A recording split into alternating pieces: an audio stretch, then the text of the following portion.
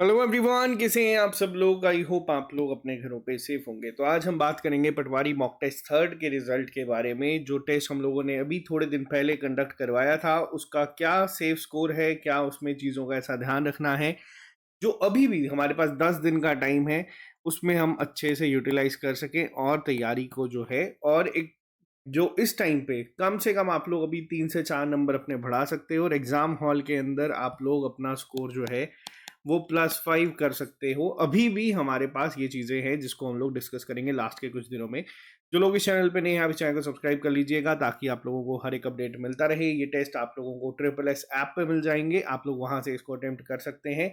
Mock test 4 जो है वो हम लोग जल्दी ही कंडक्ट करवाएंगे। ये सारे टेस्ट आपको ऐप पे मिल जाते हैं, आप इस ऐप को डाउनलोड कर लीजिएगा, प्ले स्टोर पे आपको मिल जाएगी, जिसमें आपको बाकी के जेके एसएसबी एग्जाम्स के भी सारी की सारी क्लासेस टेस्ट सीरीज मिल जाएंगी। तो चलिए बात सीधा करेंगे हम लोग टेस्ट के ऊपर। ओवरऑल अगर इस टेस्ट की बात की जाए तो इसका लेवल मॉडरेट था, इजी टू मॉडरेट आप इसको कंसीडर कर सकते हैं। बच्चों की परफॉर्मेंस जो है वो अब जैसे जैसे एग्जाम आ रहा है, उनका जो ग्राफ है वो भी आपको यहाँ पे ग्रो करते हुए देखने को मिलेगा। बच्चे जो 90s में है वो और अच्छा कर रहे हैं, 80s वाले भी अपने एंड से पूरी एफर्ट डाल रहे हैं। इस पेपर की, इस टेस्ट की अगर बात करूं तो जीके की सेक्शन इजी टू मॉडरेट थी, जिसमें 24+ स्कोर जो है वो आप लोग कर सकते थे। ज्यादा हम लोगों ने इस बार करंट अफेयर के डिफिकल्ट पार्ट और साइंस एंड टेक का डिफिकल्ट पार्ट नहीं डाला था। जो एक ट्रेडिशनल जेके एसएसबी पेपर सेट करता आ रहा है उसी के आसपास पेपर था, जिसमें इस समय मैं ये मानता हूँ कि जो बच्चा स्टार्टिंग से इस एग्जाम की तैयारी कर रहा है वो तो उस लेवल को क्रॉस कर चुका है। वो अब एक ना अपना लेवल अलग ही पॉइंट पे ले जा चुका है। वो अब फ्रेशर्स के साथ compete करने वालों में से नहीं है। अब यहाँ पे बैटल हो रही है उन बच्चों के बीच में जो अपने आप में ही बेस्ट हैं। तो बहुत सारे बच्चे इसमें वो हैं जिन्होंने फाइनेंस क्वालिफाई करा था या फिर बिल्कुल 0.25 से रहे हैं, तो वो इस टाइम पे इसके लिए compete कर रहे हैं। तो अब यहाँ पे जो बेस्ट होगा वो क्वालिफाई कर जाएगा। ये चीज तो हमें पता चल चुकी है कि अच्छा खासा इसमें आपको कंपटीशन देखने को मिलेगा। दूसरी बात करते हैं GK with special reference to J and K. Easy section था। इजी इसलिए था क्योंकि देखो GK with special reference to J and K जो टोटल नंबर ऑफ क्वेश्चंस है वो 24 है।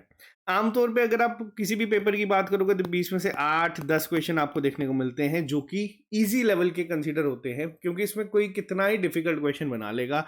आपकी वही हिस्ट्री है, वही ज्योग्राफी है, वही पॉलिटी है, वही आपका रीऑर्गेनाइजेशन एक्ट है, जिसको मतलब उसमें से ही क्वेश्चंस बनेंगे तो आप लोग उसमें बहुत अच्छा कर रहे हो। हाँ, अगर बीच में एक आधा क्वेश्चन डिफिकल्ट आ जाएगा, फिर भी उसके बावजूद भी बच्चे जो हैं इसमें बहुत बेहतरीन परफॉर्मेंस जो है वो दे रहे हैं, और आपको ये मेंटेन रखनी है पेपर के एंड तक। बिल्कुल उसको कंटिन्यू चलाना है। इंग्लिश की बात करें, थोड़े से मॉडरेट लेवल की थी। पेपर में भी इस तरीके के देखेंगे 4-5 क्वेश्चंस आपको हो सकते हैं जो कि कंफ्यूज करें, ऑप्शन सेम हो सकते हैं, सिमिलर या फिर ऑपोजिट मीनिंग के क्वेश्चंस तंग कर सकते हैं। लेकिन इस टेस्ट में अगर सेफ स्कोर की बात की जा सके तो 16+ यहाँ पे अब आपको स्कोर करना पड़ेगा। आप लोग अगर इस रेंज में काम कर रहे हैं तो अच्छा जा रहा है।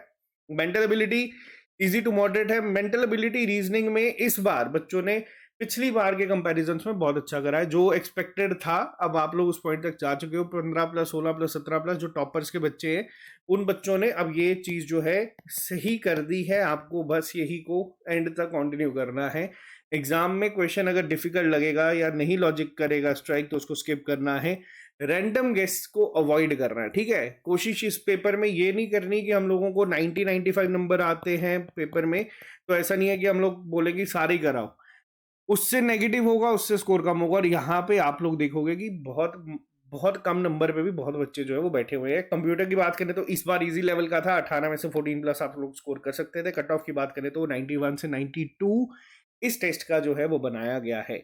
बच्चे 100+ पे भी गए, अब उनको नहीं देखना है, हमें सिर्फ अपने आप को देखना है, क्योंकि हम लोग उनके नंबर को कम नहीं कर सकते, हम लोग अपने नंबरों को बढ़ा सकते हैं। अगर आज हम 70s या 80s में हैं, अभी भी मैंने आपको बताया ना, जो ये लास्ट के 10 दिन होते हैं ना, ये बहुत क्रूशियल होते हैं।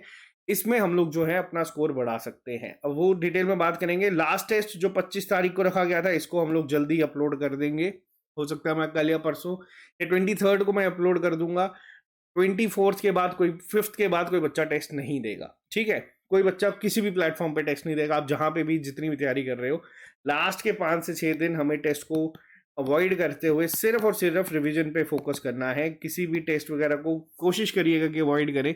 अपने नोट्स को आराम से रिवाइज कर लोगे तो बहुत ही ज्यादा होगा। इनफैक्ट इसका जो कट ऑफ है ये बाकी सब टेस्ट से ज्यादा गया है अभी तक का। अगर मैं, देखो, स्कोर बच्चों के यहाँ पे शेयर नहीं करूंगा, बट एक एग्जाम्पल के तौर पे मैं यहाँ पे ले लेता हूँ। मान लो यहाँ पे कोई स्टूडेंट है जिसका रैंक 60th है, उसका स्कोर भी 90 है यहाँ पे। अब सेक्शंस की अगर मैं बात करूं तो आप लोगों को बस खुद को एनालाइज करना है कि कौन सी सेक्शन में कितना इंप्रूव कर सकते हो। यहाँ पे अगर मैं सिर्फ इस बच्चे की बात करूं, नाम नहीं मैं लूंगा, मेरे को दिख रहा है कि यहाँ पे ये बच्चा अभी भी जीके की सेक्शन जो JNK वाली है उसमें लैग कर रहा है। बाकी सब सेक्शंस में जैसे यहाँ पे 16.75 स्कोर, यहाँ पे 14.25, 15.25, 28.5, बस एक इस सेक्शन में यहाँ पे बच्चा थोड़ी सी कमी कर रहा है। और ये यहाँ पे आप लोग देख सकते हो कि बिल्कुल एज पे खड़ा है, बॉर्डर लाइन पे खड़ा है।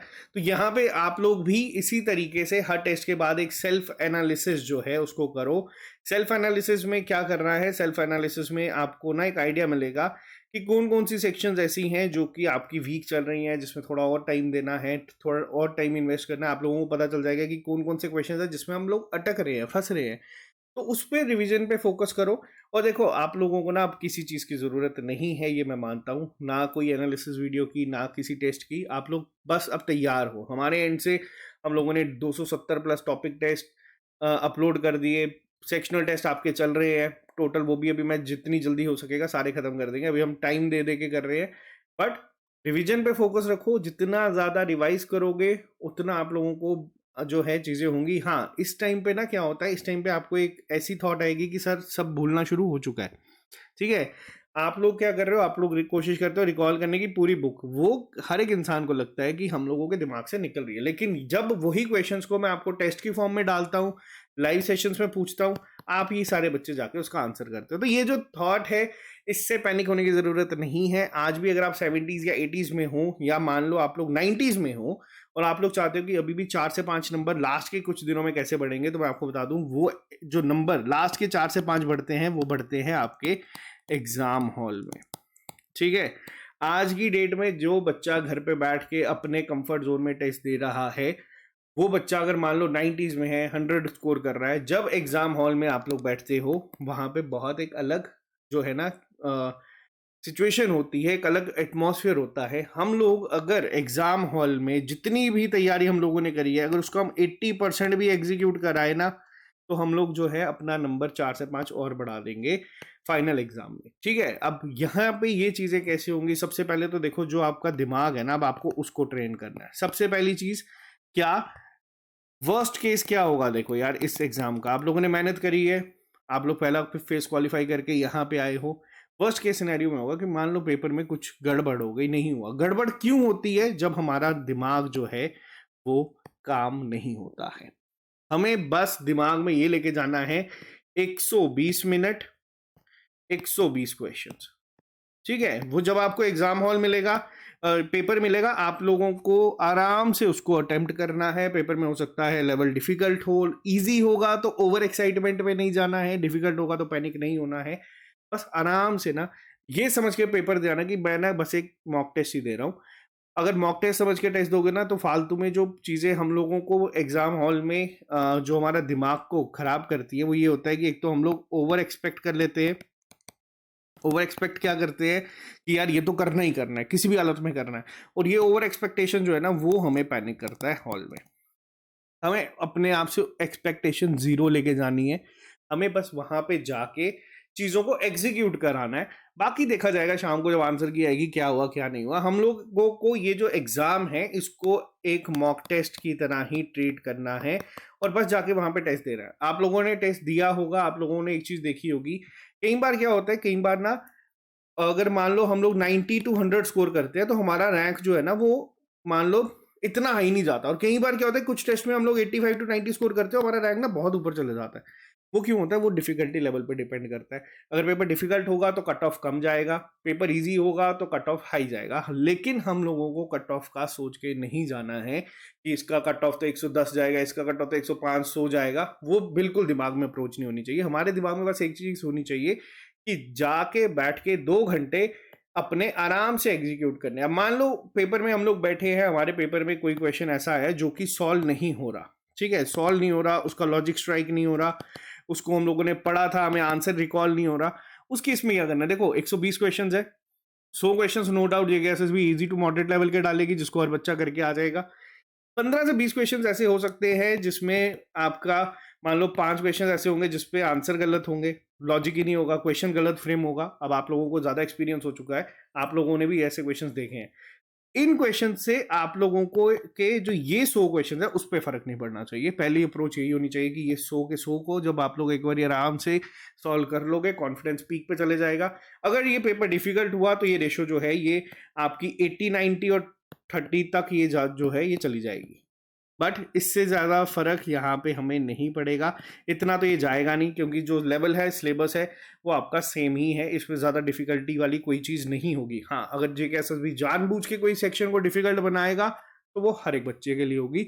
उसमें भी हमें अप्रोच ये रखनी है कि सब बच्चे अगर पैनिक होंगे तो हमें पैनिक बिना हुए पेपर कराना है। तो इस टेस्ट की बात करें तो ये था 91 से 92। लास्ट जो हमारा ये होगा टेस्ट, इसको मैं आपको जल्दी इन्फॉर्म कर दूंगा कि हम लोग कब कंडक्ट करवाएंगे। 25 से तो मैं पहले इसको करवा दूंगा, ये मैं आपको बता देता हूँ। बाकी मेहनत करते चलो, मेहनत आप लोगों की जो है वो यहाँ पे दिख रही है, आप लोग बहुत अच्छी तैयारी कर रहे हो। मैंने कहा ना, बेस्ट लोग जो हैं वो इसमें compete कर रहे हैं, लेकिन बेस्ट अपने आप को बेस्ट तभी प्रूफ करेगा अगर वो शांति से वहां पे 2 घंटे जो है वो एग्जीक्यूट करके आएगा। तो बाकी ऑल द वेरी बेस्ट, मिलते हैं आप लोगों से जल्दी नए लेक्चर के साथ। अभी फिलहाल इतना ही, bye, take care, good night.